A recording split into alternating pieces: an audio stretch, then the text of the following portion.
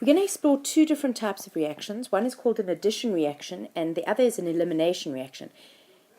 Addition and elimination are just exact opposites of each other. So let's look at these addition reactions. Addition reactions are when an unsaturated molecule becomes saturated. In other words, there was a double or triple bond, and then there are only single bonds at the end. So something gets added onto it. There are four different types. Hydrohalogenation. Let's break that word up. Hydro has got a hydrogen. Halogen means it must come from a halogen. Ation means we're going to add it. You're going to add that to a alkene, and there's a condition for that reaction, which is no water may be present.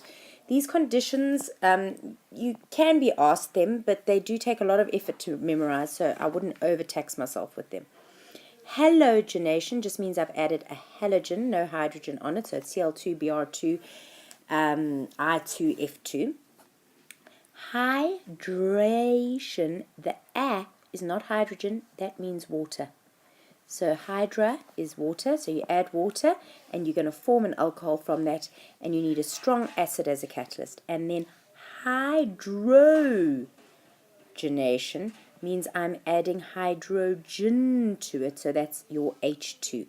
And you need a platinum, palladium or nickel catalyst, and you're going to need a non-polar solvent in a hydrogen atmosphere. So let's look at the first one. We've got hydrohalogenation over here. And we break open this double bond, creating two single bonds over there. The hydrogen goes onto one of them, the chlorine goes onto the other. Notice you must have no water. And from having ethene and hydrogen chloride, you now have chloroethane. So the hydrogen's there, the chlorine's there. Notice it is now unsaturated, from unsaturated to saturated. Halogenation, I'm going to take a halogen. In this case, I'm going to take chlorine. Again, I'm going to break open this double bond and create two extra arms, if you like, where I can put one chlorine there and one chlorine there, two extra bonds, and I've gone from unsaturated to saturated, only single bonds. I have created 1,2-dichloroethane.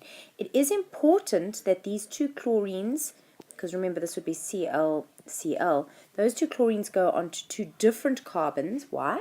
Because we've created a single electron that can bond on each carbon, so they have to be on two different carbons. Hydration, here is the water. You need steam and a strong acid catalyst. This double bond opens up. I've got space here. I've got hydrogen and the OH group, and those two are going to, one will go to that side and one will go to that side, creating ethanol.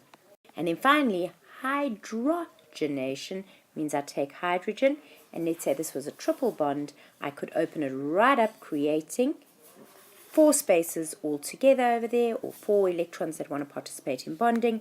You're going to need a platinum, palladium or nickel catalyst in a non-polar solvent with lots of hydrogen around, and that hydrogen will take those places, and from ethine you get ethene, unsaturated to saturated. Elimination reactions, exactly the opposite. Saturated becomes unsaturated, and double and triple bonds form when something is eliminated. Look at these names, exactly the opposite.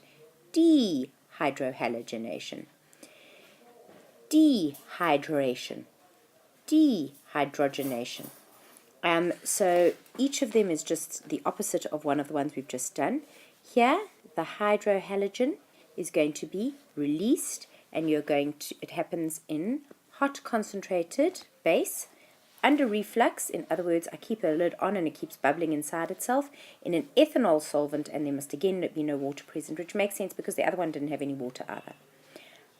Dehydration, water and alkene will be the products. So I'm going to get from the hydra, I'm going to get some water out, and heat and a strong acid is required as a catalyst. Same conditions as the other way around. And finally, dehydrogenation is often called cracking, and it's a very important process in the petrochemical industry. There are 2 ways of cracking. One is with high temperature and pressure, no catalyst. We call that thermal cracking, high temperature thermal. Low temperature and pressure with a catalyst we call catalytic cracking, and that the catalyst that we use for that is going to be alumina. And in each case, out comes the hydrogen. So, dehydrohalogenation, I'm going to take this chlorine and this hydrogen off. I'm going to get hydrogen chloride, and I'm going to go from saturated to unsaturated. Hot ethanoic acid, hot ethanol solution with sodium hydroxide under reflux. Dehydration, I'm going to take the hydrogen and the oxygen.